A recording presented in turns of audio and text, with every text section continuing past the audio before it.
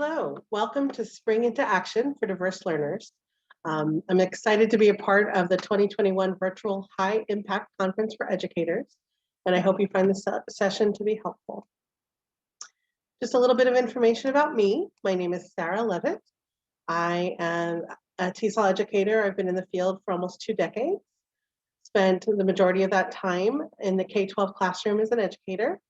And I've worked with secondary, middle school, and high school for 15 years. I've done adults for multiple years as well, and have worked even with some elementary students. Currently, I'm still in the K-12 classroom, but not as a teacher. I'm an educational consultant, and I spend a lot of time coaching and providing professional development to teachers at educational service centers, individual districts. I still teach, but now I am a college professor, adjunct at a couple of universities. I work with pre-service teachers who are about to enter the TESOL field, and I work with teachers who were looking to either get their TESOL endorsement or get their master's in TESOL. A couple other things, I have some different lenses. I'm also a school board president, so kind of look at things from that angle as well. 3 of my big areas of specialty are SIOP, that's sheltered instruction, Spanish and differentiation, especially in the content areas. And just a little personal information, I am a tornado chasing traveling Tia. And if you're not familiar with Tia, Tia is the word for aunt in Spanish. I'm a very hands-on aunt. All right, let's get started. So my goal today is to help you, whether you're an English learner teacher or content area teacher, spring into action. So SPRING is an acronym I came up with that stands for Streamline, Pre-Teach, Relate, Immerse, Nudge, and Give. So we're going to start by talking about how we streamline communication, content, and requirements. All right, so streamline. What we're going to do is we're going to boil it down to what is essential. So the first thing is communication. We want to make sure that all of our resources are in one place. And I think that's something we all learned with teaching under the pandemic, whether you were in a hybrid situation or you had some students that were virtual, or you just had to worry about keeping people spaced out and not sharing resources. We need to make sure that they are centralized in some way and that students know how to access them. We want to make sure that all assignments are numbered, dated, and in one place. It will save time for you, and it makes it easier for all students, but particularly our English learners. They don't always get all of the input. They don't always get all the information. You know, if you think about when you assign homework, sometimes you're bellowing it down the hall as they're walking out the door. Well, they've already had their things packed up. They can't necessarily make a note. Or if you say, okay, everybody, you know, what you're going to do is I need you to grab out your book and then pull out to page 74. And that sounds like crazy town to them. And so you want to make sure that you have things assigned, you have them well established so they know how to just access that information. Definitely office hours are a must. Now, I talk about this for all ages. And someone might say, hey, what does an office hour look like in a 3rd grade classroom? Basically, it doesn't have to be outside the classroom, but it has to be a time that students know I can come up and ask questions. So when we're in the act of teaching and someone's really confused or they have a clarifying question, that's the moment to ask it. But so many times students have questions that may just pertain to them, or they don't necessarily want to ask in front of everybody. And so making sure that they know, okay, this is the time in the class period, this is when we know I can ask the questions, whether it's about my homework, whether it's something I don't understand, or I just need to check in with the teacher. It is also really important to make sure that we have established a good connection with families and parents. And so having something set up, whether it's through Class Dojo, whether talking points, some way that you are going to communicate and have that connection so that when there are things that pop up, you already have that ready to go and you don't have to figure out, okay, now I have a problem. How am I getting in touch with this parent? All right, so again, streamline. We're boiling it down to what's essential. We're going to streamline our content. Now, we all know there are a million things that we want to teach. And getting through our curriculum, it doesn't happen, and that's okay. We're going to try to do the best that we can. But with our English learners, we know a lot of them might not be able to get through as much or do as many things as their counterparts. And so we're going to really boil it down. What do they have to know? What are the musts? And so one thing that I like to do is give students either a 3x5 card or I make a note. These are the things you have to do today. So if I have an emergent learner and I have 15 activities that we're going to do, I want them to try as many of those as possible. But I also know that there's only so much bandwidth they have. And so I'm going to make sure I tell them specifically, I need you to define these 3 words. I need you to draw or diagram or write something out to explain this concept. And I need you to put these things together. And so you're really going to delineate, okay, this is most important. And everything else, yes, I want you to do, but these are the essentials. The second thing I'm going to look at is what must they do? So what is it they have to know? And then what is it they have to do? What are those essential skills? And so I want to make sure that they have the support, that they know how to do those essential skills, that they know that that's what I'm asking for, and that they know that this is really important and what they need to focus on. So when it comes to their skills, thinking about graphing, making transitions, finding evidence, whatever it is, that's what we have to focus on, and we have to make sure we communicate that. Now, we can't fit it all in. We just can't. And that's okay. We need to keep moving forward because we know we reteach, we revisit, and maybe they didn't get it this time, but next time they're going to go. And if we make sure that they're focused on, that those foundational skill or that foundational vocabulary, they're going to be more adept when we revisit it. All right. So along those lines, let's talk about the musts. What are those requirements? So I want you to think about what is it, we talked about like the content they need to know and the skills, but now we have to think about how are they going to demonstrate this? And particularly, what language skills are they going to need to demonstrate this information? So are they going to read so that they can learn something or understand or just to consider? Will they be writing where we need them to reason and analyze or create something for us to demonstrate their understanding? Are we going to have them do a listening task where they might just have to kind of absorb and get acclimated or learn new information or get an idea they have to think about? And then finally with speaking, are they going to explain it to us? Are they going to share it in some way through a project? Are they going to demonstrate and just actually demonstrate a skill? And then also, what do we need them to be thinking about? What does that thought process look like? What do I want them to spend their energy on? So our next letter is P, and P stands for pre-teach. So we're going to pre-teach vocabulary, skills, and concepts.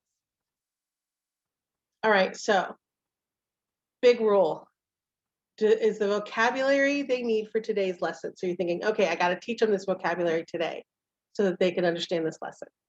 If that's the case, you are too late.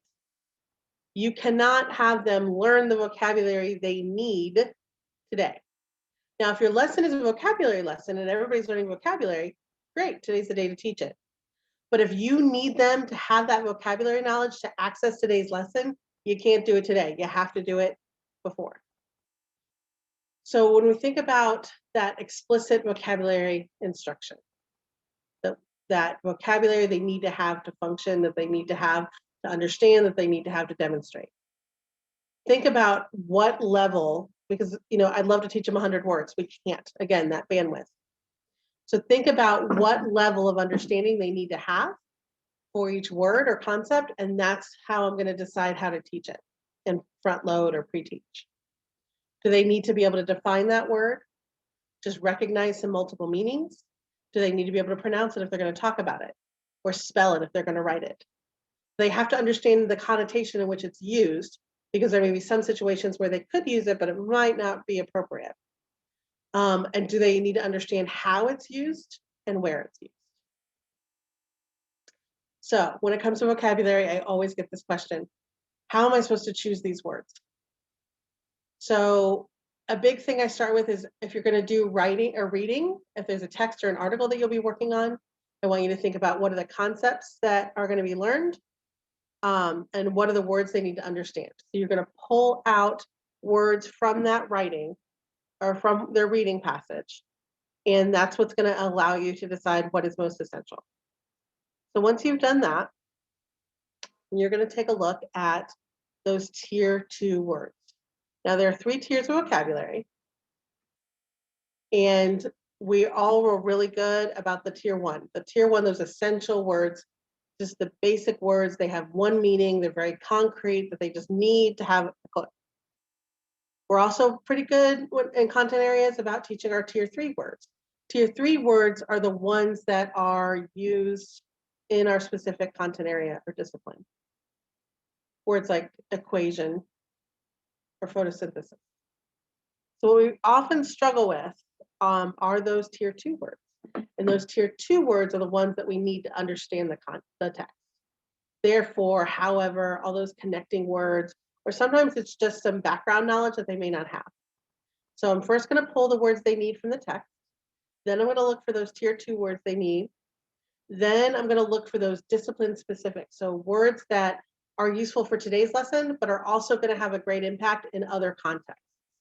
So if I talk about the word plot, I might have that word plot in English class because we're talking about the plot of a story, in math class because we're plotting things on a graph.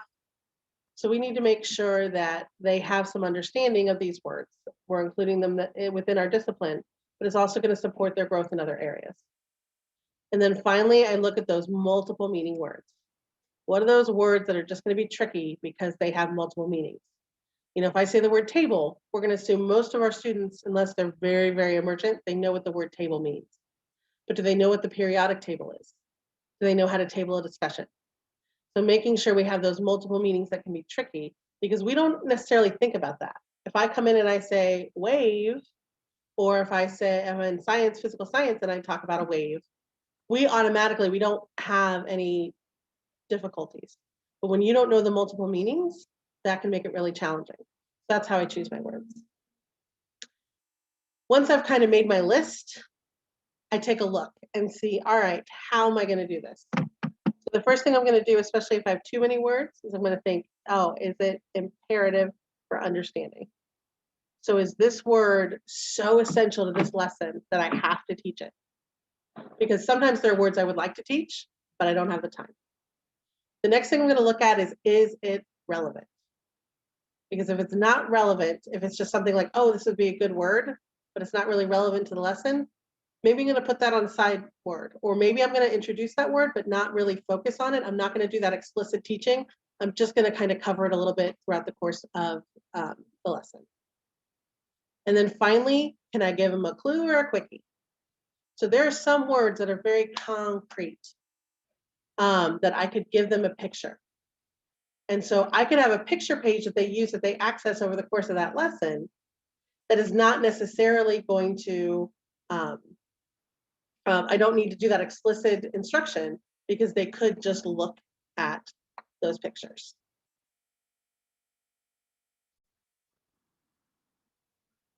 So I could use my picture page, or if it's a word that I can do a translation for really quick, so it's a word I know they just might not know it in English. So we do a translation page, or I have a translation for them. If there's a word that I know they know a synonym for it, so it's not that I'm not going to use that new word, but I'm also going to always reuse the synonym so that they understand and they start to make that connection. So those are some things that are really quick. So I'm not going to do that really explicit instruction. I'm not going to focus on really going deeply into that word if I can give them a clue or a quick. The other thing is if there's another form of that word they know. So they might not know what it means to celebrate, but they know celebration. And so helping them to make that connection. And so if I can do one of those things, that those are not going to be on my big list of real big focus words. It's also important to point out that every student doesn't need to have the same list. And we don't necessarily have to have the same requirements. So I might have in a class, everybody were working on 15 words, but some of my students might only be focused on 10 or on 7 of those. And it doesn't mean that I'm not still going to include them in those activities or assess them, but I'm only going to look at for their grade. It's only reasonable to require so much. So still with our P of our spring. When it comes to P is for sorry, P is for pre-teach. And we're going to think about that vocabulary, but we're also going to talk about skills. Now, this is really good in science, but honestly, it applies to all contexts, all contents. I'm really big into science, and it's really good to make the connections here. So if we need students to graph, especially if they need to graph in an experiment on their lab report, we do not want them to graph and learn how to graph as they're graphing and putting the data in there. We need to make sure we're pre-teaching that skill so that when they need it, they have it.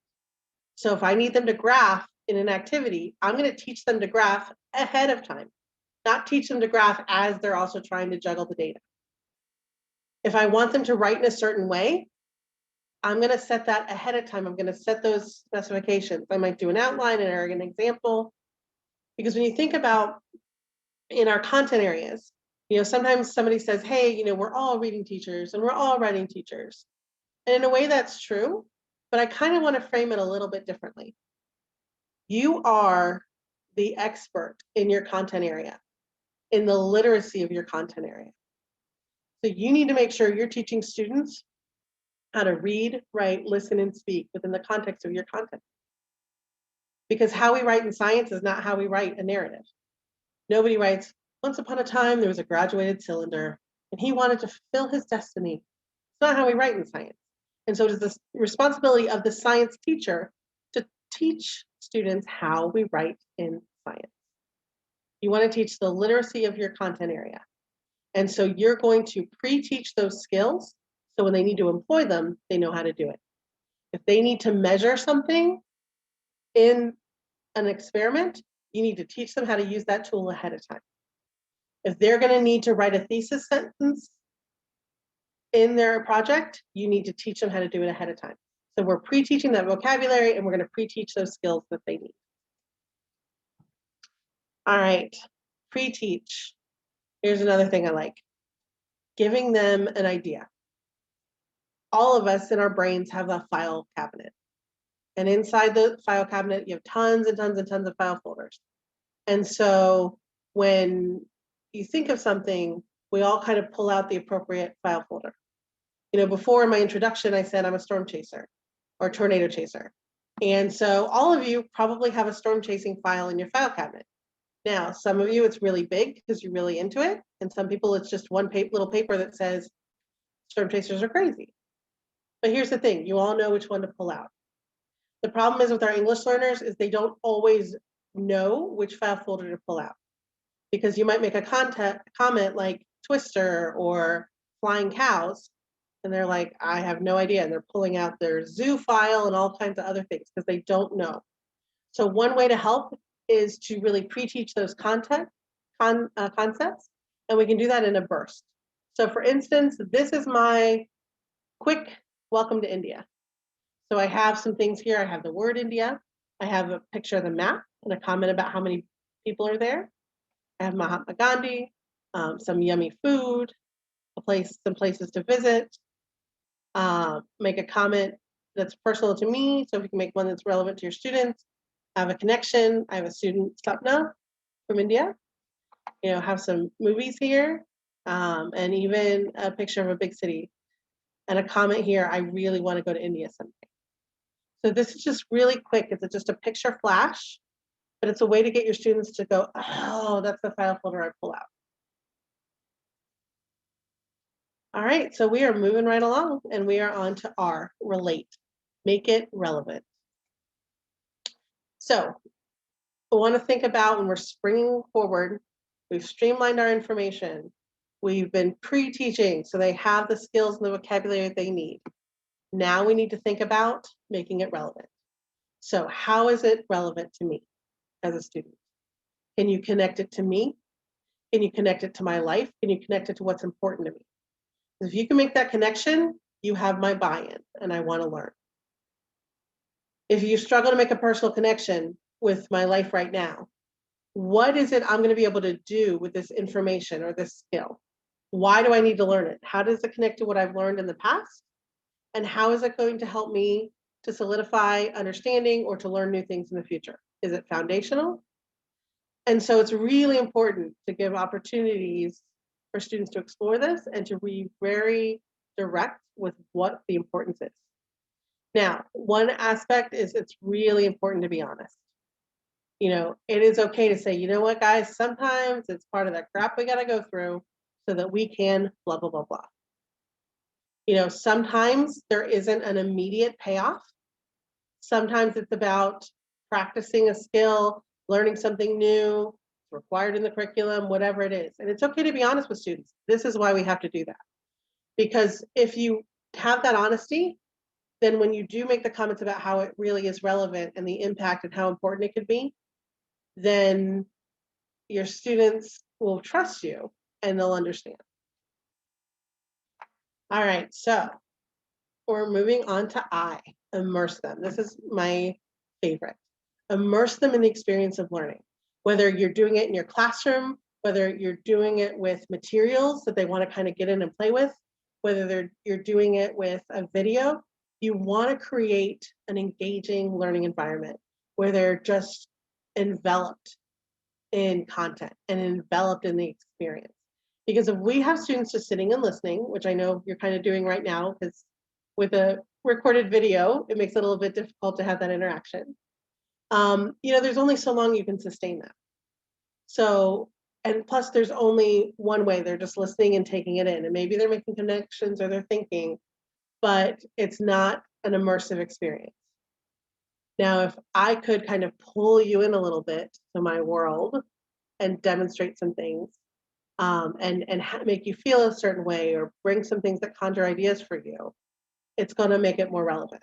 Like if anyone here who's been listening so far has any connection to India, even if it's just you love Indian food or you've always wanted to go there or if you've been there. Or I talked about storm chasing, if you really have a strong connection to storms. That's going to make this seem more relevant to you and more meaningful. And so we want to make sure we're immersing our students so they can have a great experience. So how can we do that? We can change the environment. So setting the scene. Employ realia. And realia is anything, whether it's something you can touch, taste, smell, view, anything that involves the senses and brings things to life. And we want to think about how many different senses we could bring in for our students to have a great experience. You know, a few years ago, I was teaching, I had a group of teachers, all TESOL, that came from Mexico. They were at Ohio State for a month. And I did a workshop with them on realia, on how to kind of bring your class to life. It was really interesting.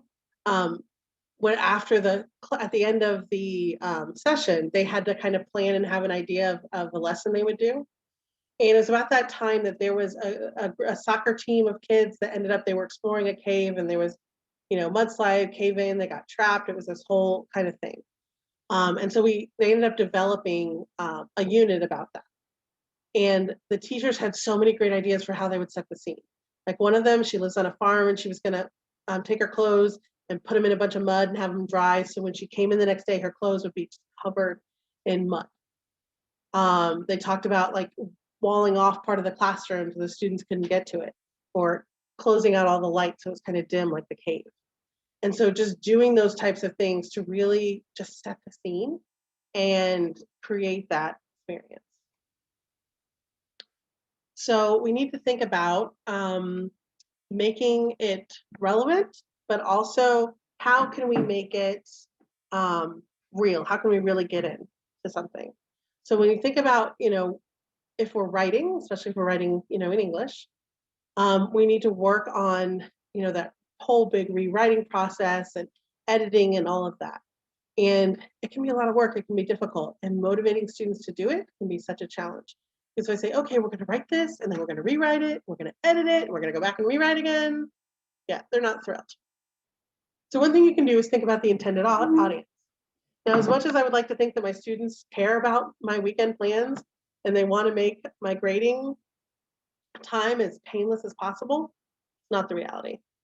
So we need to think about how can we make what they're doing, make their writing practice meaningful, impactful, and have that next step to impact the world around them. So for instance, if they're writing an argumentative essay about something, where can we send it? If they're talking about changes they want to make at the school level, maybe we send it to the school board or to the administration. If it's something at the national level, maybe we send their letters to Congress.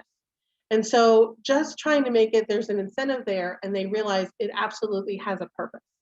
And yes, we want them to say that this learning and this practice is really important, but sometimes they need a little something else. You know, how can they share it with others? I had students do this huge project on test anxiety once, and we looked at like the physical responses to test anxiety, ways to prevent it, you know, before, during, and after, you know, all those types of things. And they made these pamphlets, and they were really engaged in them. But what really tipped the scale is that we had state testing coming up, and they were going to gift their pamphlets to students who were taking those tests. And so that really made a difference. All of a sudden, it was like, okay, I want to do that. You can also collaborate with other classes. So if you have them do a writing, collaborating with that art class and having those students illustrate what they're writing could be really helpful.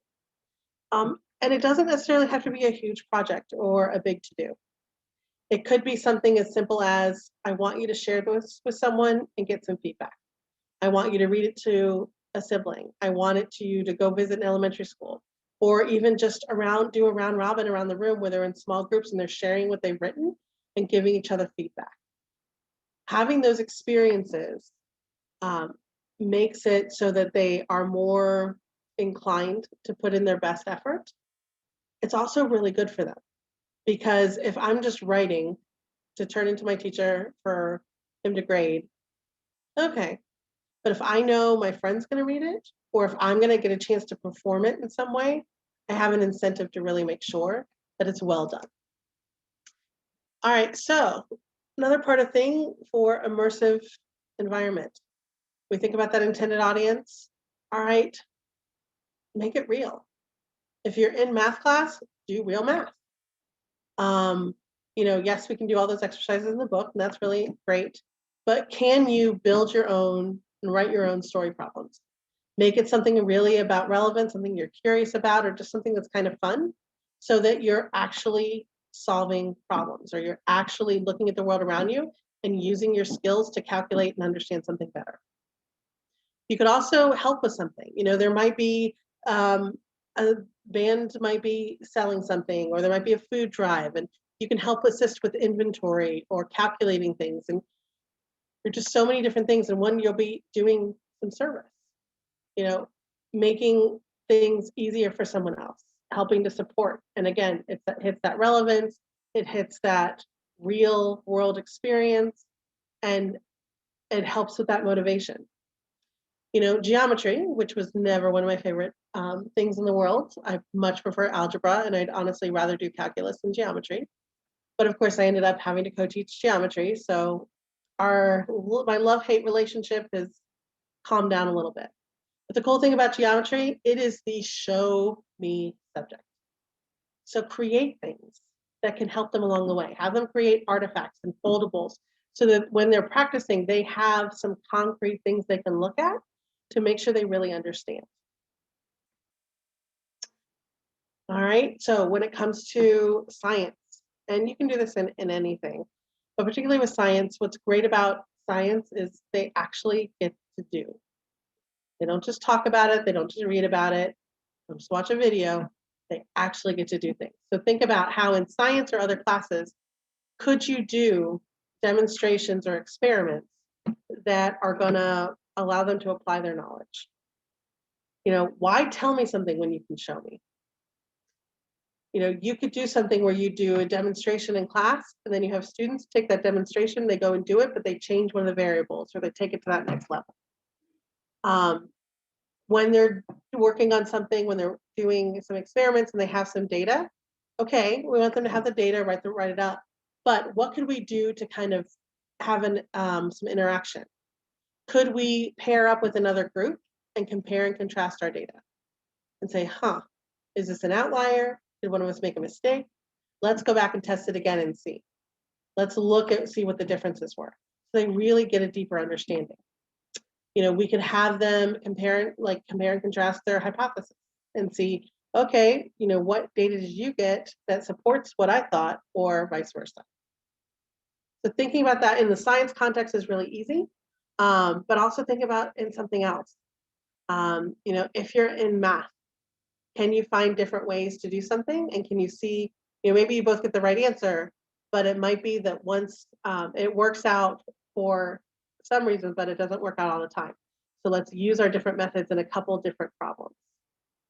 Or, doing some of those things in English class, like summarizing, having some things where we follow a different protocol and see the quality of our summary and use our rubric to score what we've done and then compare and contrast. All right, social studies, something I absolutely love to teach. I love science, I love social studies. And honestly, I think a lot of the commonality is I love that interaction piece and I love doing. And so cool thing about social studies is it happened, it's happening, and it's gonna happen. So it kind of has that built-in relevance. So right now, I know history goes back a long time, but there may be things that we're studying that are recent enough that we could actually interview someone who was there. We could interview someone who has some understanding and get some real first hand accounts. There are real artifacts that exist. Now, granted, I can't necessarily pick up my students and take them to the Smithsonian, but we can do a virtual visit and kind of see things. Or we can talk to our families and see if they have something we could bring in to share. So they can actually explore a real artifact, something that makes it real. We can do a web quest where we kind of seek and find extra information about it. We look at the place. A good example was, and this was in my EL classroom, and we were working, there was a program we were working on to solidify making text comprehensible. And so there were three we had different skills to teach, and each skill had 3 different articles to read. And throughout those 3 articles, you practice the skill. Now, one of the articles, and I don't know if it was like main idea, finding details, whatever the skill was about Pompeii. And for some reason, my students just really latched onto Pompeii and they got very involved in it. So I was like, all right. So then right after we finished that skill set, I wrote an entire unit on Pompeii. Because when it comes to being an EL teacher, it doesn't really matter what I teach necessarily, as long as they're reading, writing, listening, and speaking. So I always try to pull things that they're really engaged in, they're interested in, or that are going to benefit them in other classes. So when we did this Pompeii thing, we did all kinds of things. We read different accounts of what had happened. They each did a web quest where each student picked a different artifact that had survived Pompeii. And they had a web quest where they got to learn where was it found and what was the state it was in and what did we learn from looking at it? What did it tell us?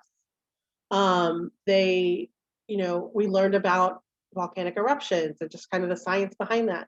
So there were all these different things we did. But through them getting to look at those artifacts and complete the web quest and then sharing out about those things, it was very real. It was very immersive because they thought about all the aspects of things. They talked about the science of the volcano. They thought about kind of the emotional being through something traumatic. We talked about, the artifacts. So there were so many different things. They got to develop a really deep understanding. Now, the other thing I love are simulations. And there are so many great things you can do in social studies. One of them is the Great Depression game, one of my favorite things. And so I had a coworker named Lisa Christie, who's just a phenomenal history teacher. And she would do all kinds of really fun, engaging things with her students. So she had a class of about 30 kids, and more than a quarter of them were mine, ELs. So she invited me to come kind of be a part of this simulation to kind of help out. It was a lot of fun. So there's a student who's since graduated. His name is Nahom. That's actually his name. He's given me permission. And so we're starting to play the game. And so we pair them up, and he was paired with his friend. And we're like, okay, so you guys are a couple, and you're going to go through this Depression era game. And he was kind of balking. I don't want to be married to my friend, blah, blah, blah, blah, blah. I'm like, all right, whatever, get over yourself. So we start to play the game. And what happens is each person gets an identity of someone who went through the Great Depression. So maybe you're a banker who was really well off, or maybe you work in a factory. And so everybody kind of had their different persona. And with each round, they get a card telling them what happened to them. And they get money to get started, and then every week they get paid. But things might happen. They might lose their job, or they might have their hours cut back. So the pay is going to fluctuate. And they have to make some decisions about how they're going to spend their money every week. So one of the things pretty early on is, everybody's kind of bummed out with what's going on. They have to decide, are we going to go to the movies? Are we going to save our money? Do we if we go to the movies, do we get a snack? And so Nahom and his partner decided to go to the movies. And Nahom was like, all right. And his partner said, I want a snack. And this great teacher actually brought in food. They had their money, and they got to give the money they got from their scenario and buy a snack. So Nahom's partner bought a snack, and he's like, I'm not buying a snack, blah, blah, blah, blah. So a couple things happen. People start to lose their jobs. They start to have to decide to sell family heirlooms. All those kinds of things are going on. And of course, as work hours get cut back and people aren't able to go out as much anymore, guess what happens? The couples start to have babies. So, again, Lisa Christie, really on top of it, she had these little paper babies, and she went around, and as couples in their scenarios got babies, she gave them a little baby. And then, of course, things are going on, times are tough, people are losing their houses. And the thing is, if you can't afford enough in your weekly budget to take care of your child, then you have to give that child up to the orphanage. And so on the board, she had drawn this delightful orphanage, labeled orphanage, and made it really inviting with like bars. It was gray. It was really depressing. And so when the time came that Nahom couldn't pay for his child that week, she took his child and walked up to the board, put it in the orphanage, and stuck a magnet in the middle of its head like, okay, you've lost this kid. And Nahom lost it. He said, do you see this? Because you had to have a Reese's cup, we just lost our child. And it was hilarious. Like, I still laugh when I think about him and I hear him. But here's the thing. You had a kid who really didn't want to participate. Within 15 minutes was so engrossed, he was throwing a fit over a paper baby. And so here's the thing. When it came time to test, do you think Nahom understood about the experience? Do you think he remembered some of the things that happened as people lost their homes and changed jobs and all those things went around them? Absolutely. And so doing those type of simulations, or doing something where, when you're talking about, the telegrams that went back and forth, during World War II, and you set up every different group of students as a different country, and they're doing like tweets or texts at each other to kind of set up their alliances. Those simulations, it's what we remember. If you stop and think right now, what do I remember from elementary school? You're probably going to remember something like that, a simulation, some funny thing that happened. And so think about, how was that an immersive experience? The other thing I like to do is kind of do living history. And you can do this in any subject area. But having a student who represents a person from history, or an artifact, or a period of time. And so then you have about a third of the students who are standing up to do their presentations, and other students kind of walk through and ask them questions or listen to their presentations. So you make your room a living history museum. You could do this in science class where everyone's a different element, or everyone's a different organelle. You could do this in English class, where as you go through, you hear different pieces of the story, and then you have to put it together. So it doesn't necessarily just have to be social studies, but I like to give you some concrete ideas. So you're like, oh, I can do it like that. All right, so I might be my favorite as far as being, a teacher, and it's my favorite because I love this picture and it makes me laugh. So in this whole process of, helping our students spring forward, we talked about streamlining our information and pre-teaching and making sure it's relevant and immersing them in the experience. But we also have to think about pulling those supports away. So this is where we find N. N is for nudge. We're going to push those students to take ownership of their learning. So, gently, like a mama bird. So we're going to employ that gradual release model, where we demonstrate and we show them and we talk through it, and then we have them talk us through it. We kind of work together in the process and we make our decisions, we go through, and then they start to take ownership and they do it on their own. We might provide some scaffolds and support so that they can try it, so they feel confident, so they have a good starting point.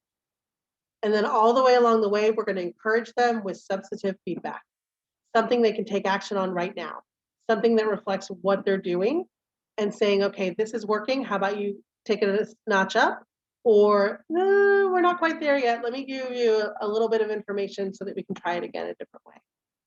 And so we have N is for nudge. And like I said, I just kind of love this visual, but it's just to kind of push students to step it up, to really understand that they are in charge of their learning. So that's going to bring us to G, which is to give. We're going to give them a chance to practice, question, and demonstrate their knowledge.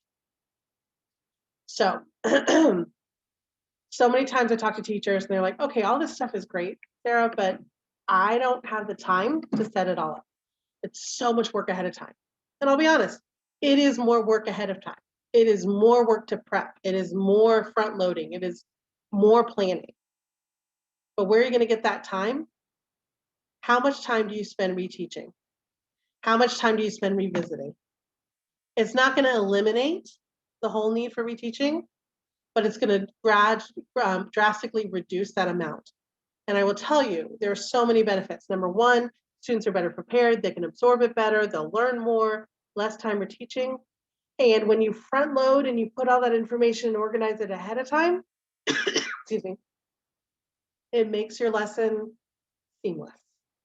You know, when you have things set up and you have your copies made, then you can sit there in the morning with your cup of coffee and laugh at the frantic line of teachers at the copy machine.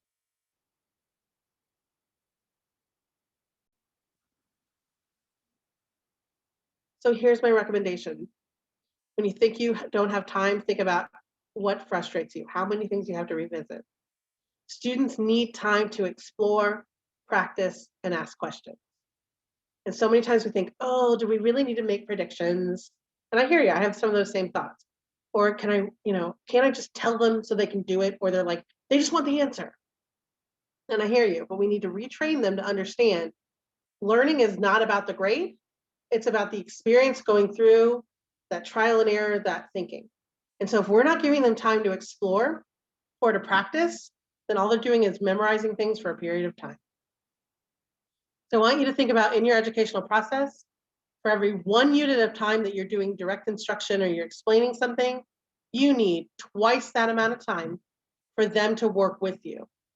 For maybe you guide, you ask them questions, they ask you questions, you need twice as much time for them to get some support, but to do it with you, not just watch you do it. And then of course, you need even more time for them to practice. And they need to explore, they need to practice, they need to do trial and error, they need to question what they're doing. And so that 1 unit at a time as you're explaining, twice as much time where you're working together, 3 times as much time whether they're exploring, questioning, or just straight up practicing. Remember, give. You are giving them a chance to demonstrate their knowledge. Now, everyone does not have to do the same thing. You can give menu options. You can employ student choice. We know that that's really engaging for them. I like to give options on a menu of what they can do for their assessments, but I try to make it so that all of them are going to cover the same content and you can use the same rubric to grade it.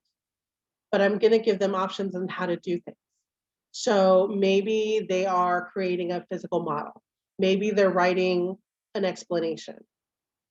Whatever they're doing, they are covering that material, but doing it in a different way. And so sometimes we might allow students to choose what they're doing, and sometimes we might assign them, okay, this is going to make this a little bit easier. We're going to reduce the language load here, but you're really going to be able to demonstrate that you understand. Another thing is if they just completely blew up on a section of the test, they just didn't do well.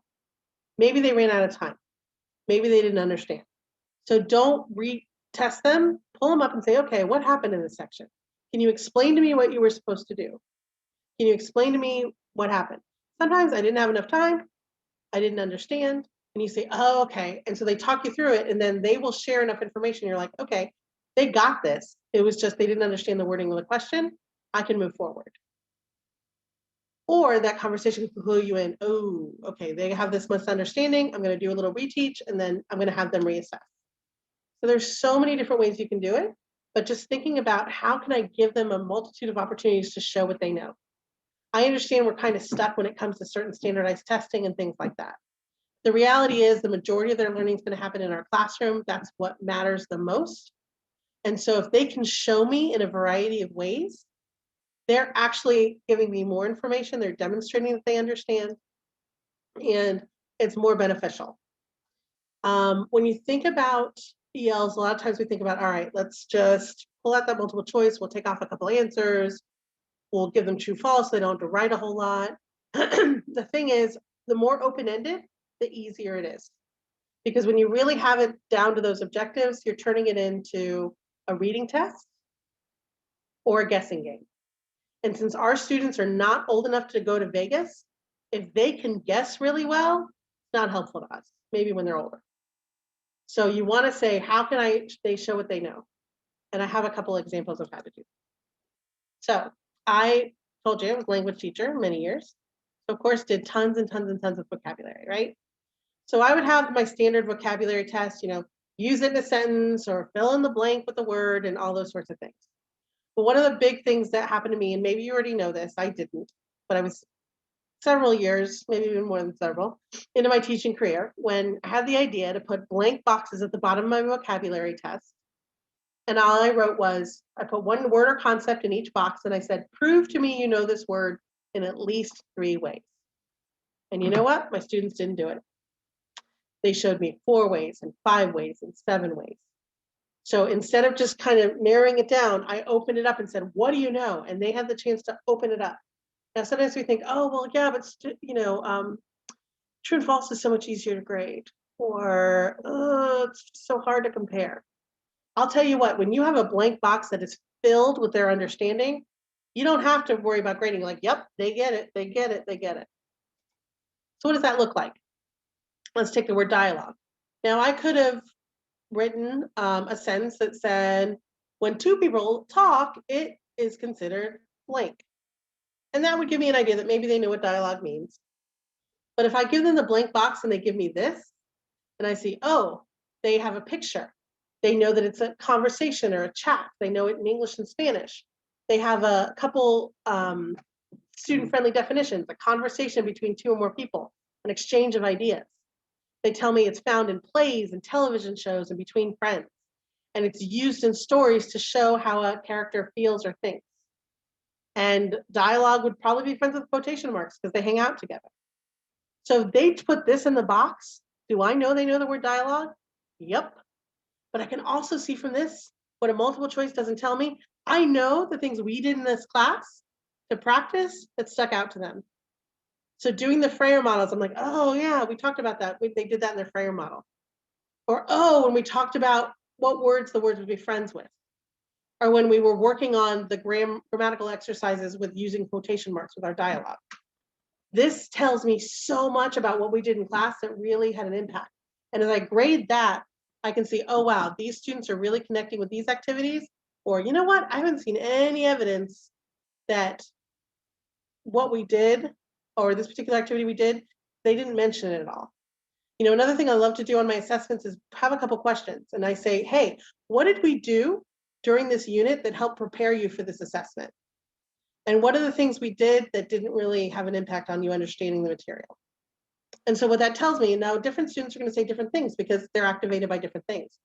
But what that tells me is if I see a lot of students saying, oh, this didn't work, this was worthless, then I know one of 2 things. Either I need to go back and revamp that activity, or I need to make sure they understand the why and are connected to what they're doing. Another one of my favorite assessments is I had a delightful group of teachers I was working with in a middle school, all content area. And I'm going through my spiel, much like I have been with you for this nearly an hour. And this teacher said, she's like, yeah, this is all well and good, but my kids can't pass my test. Like, what do you mean? She's like, okay, I can do all these great things and, do your simulations and do this, but at the end of the day, nothing is going to make my emergent students able to take the test. I'm like, okay, well, what's the issue? And she's like, they can't read it or they can't write it. They don't understand. They bomb the test. I said, well, maybe we need to look at that assessment. So what are you working on right now?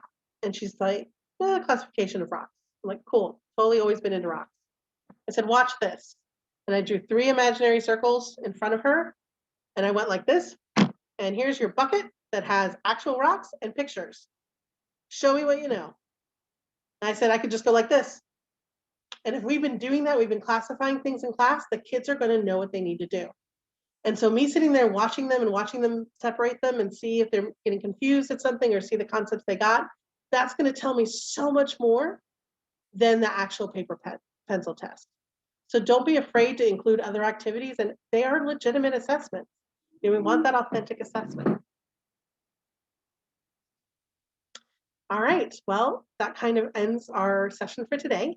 If you have any questions or great ideas you want to share, or you just want to reach out, please don't hesitate. You have my contact information here. Thank you so much for your attention today. I hope you found it to be useful, and hopefully bump into you someday in person. All right, take care.